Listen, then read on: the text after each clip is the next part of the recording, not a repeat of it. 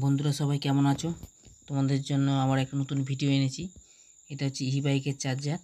তো এই চার্জারটার প্রবলেমটা হচ্ছে যে এটা চার্জ হচ্ছে না গাড়িতে, তার মানে হচ্ছে এটা পাওয়ারটা অন হচ্ছে না। তো কেন অন হচ্ছে না সেটা তোমাদেরকে ডিটেলস দেখাবো, ঠিক আছে? তো তোমরা ভিডিওটা লাস্ট অবধি দেখতে থাকো, তাহলে কিন্তু বুঝতে পারবে। তো আগে তোমাদের দেখিয়ে নিচ্ছি পিসিবিটা, যাতে তোমরা বুঝতে পারো। তো এটা কেন চার্জ হচ্ছে না সেটাও তোমাদেরকে দেখাবো, মানে কি ফল্ট হতে পারে, কোথাও কোনো ভোল্টেজে প্রবলেম আছে কি না আছে সেটা তোমাদের লাইভ দেখাবো, যাতে তোমরা বুঝতে পারো। এর আগেও এটা একবার রিপেয়ার হয়েছিল, সেটা 6 মাস আগে। তো এটা আবার এসেছে আমার কাছে আবার রিপেয়ার হতে। তো এটা পাওয়ার লাইনটা আসছে না, এটাই হচ্ছে এর প্রবলেম। তো কেন আসছে না সেটাই মানে দেখব, কি কারণে কি খারাপ হয়েছে না হয়েছে। তো ভাবলাম যে একটা ভিডিও করে দিই, যাতে তোমরা এরকম কোনো প্রবলেম এলে কাজটা তোমরা করতে পারো, ঠিক আছে? তো চলো আর বেশি কথা বলবো না, এবার সব কিছু ভোল্টেজগুলো মেপে দেখি কোনটা খারাপ হয়েছে না হয়েছে। তো বন্ধুরা চলো এবার লাইন দিয়ে দিলাম। এবার ভোল্টেজ মাপবো আগে পাওয়ারের, যেখানে ভোল্টেজ সব ঠিকঠাক আসছে নাকি। তো সেটটা আমার এখনও কিন্তু অন হয়নি, কারণ এটা খারাপ আছে। তো কি খারাপ আছে সেটা দেখব। তো আগে পাওয়ারে যে ফিল্টার কন্ডেন্সার, সেখানে ভোল্টেজটাকে দেখে নিই। এখানে 337 ভোল্টেজ আছে। তো আউটপুট ভোল্টেজ নেই, এখানে আউটপুট ভোল্টেজের প্রবলেম আছে, ওই কারণেই চার্জ হচ্ছে না। তো পাওয়ারেই প্রবলেম। তো এখানে যে একটা সাপ্লাই আছে 12 ভোল্ট সাপ্লাই, সেখানে আসছে নাকি সেটাও দেখে নেব। যেটা মানে 3842 আইসিতে যাচ্ছে। তো এখন দেখো ফিল্টার কন্ডেন্সার থেকে ভোল্টেজ বেরোচ্ছে, ইন হচ্ছে, কিন্তু আউটপুট হচ্ছে না। এই যে আইসি যে পিনে আউটপুট হচ্ছে না, মানে এখানে একটা 12 ভোল্ট সাপ্লাই থাকে, সেই সাপ্লাইটা নেই। তো চলো দেখি কেন নেই। তো তোমাদের কিন্তু আমি স্টেপ বাই স্টেপ দেখাচ্ছি, যাতে তোমরা কাজটা শিখতে পারো, ঠিক আছে? তোমাদের কিন্তু কাজগুলো কিন্তু ফলো রাখতে হবে। তো এটা ডিসচার্জ করে নিই, যেহেতু এখানে ভোল্টেজ ধরে আছে, কারণ এখানে হাত দিলে কিন্তু হাতে কিন্তু প্রচণ্ড সেটা শর্ট মারবে। তো তোমরা যখন এরকম কাজ করবে, তো এটা কিন্তু একবার ডিসচার্জ করে নেবে। তো এখানে দেখো একটা রেজিস্ট্যান্স থাকে, 150 কে রেজিস্ট্যান্স। তো তোমাদেরকে সব বলে দেবো। তো সেই রেজিস্ট্যান্সটাকে মাপবো আমি, যে রেজিস্ট্যান্সটা ভালো আছে কি না আছে, না আইসি এটা শর্ট আছে। তো এখানে সাপ্লাই কিন্তু আসছে না, যেটা 12 ভোল্ট সাপ্লাই হওয়ার কথা সেটা কিন্তু সাপ্লাই হচ্ছে না। ওই জন্যে যে 3842 যে আইসিটা, সেটা কিন্তু কাজ করছে না। তো তোমরা যে কোনো জিনিস করার আগে আগে ভোল্টেজগুলো মেপে দেখে নেবে সব জায়গায় সঠিক আছে না কি।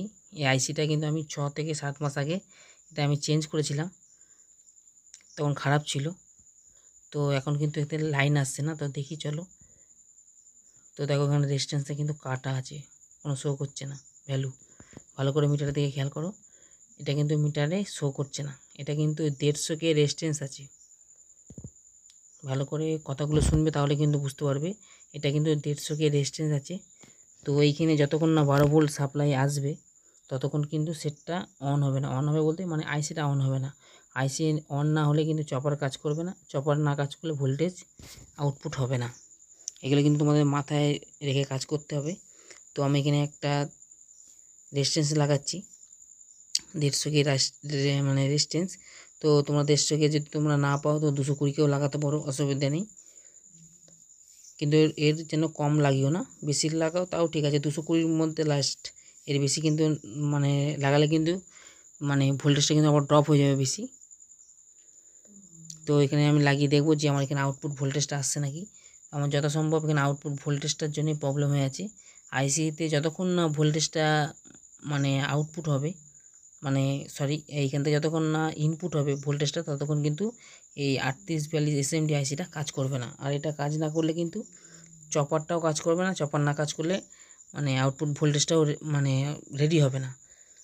তো চলো একবার দেখি, আমি রেজিস্ট্যান্সটা পাল্টালাম, রেজিস্ট্যান্সটা কাটা ছিল। তো তোমরা যখন কাজ করবে, তো আগে তোমরা কিন্তু ভোল্টেজগুলো আগে মেপে দেখে নেবে, তারপরে কিন্তু যে কোনো জিনিস পাল্টি করবে। তো তোমাদের এগুলো কিন্তু দেখাবার এবং বোঝাবার জন্য কিন্তু আমার ভিডিওটা বানানো উদ্দেশ্য। তো দেখো সেটটা আমার রেডি হয়ে গেছে, লাইট জ্বলছে। তো তোমরা কিন্তু আইসি চেঞ্জ করো আর যাই চেঞ্জ করো, যে কোনো জিনিস ঠিক করার আগে কিন্তু ভোল্টেজগুলো ফলো রাখবে।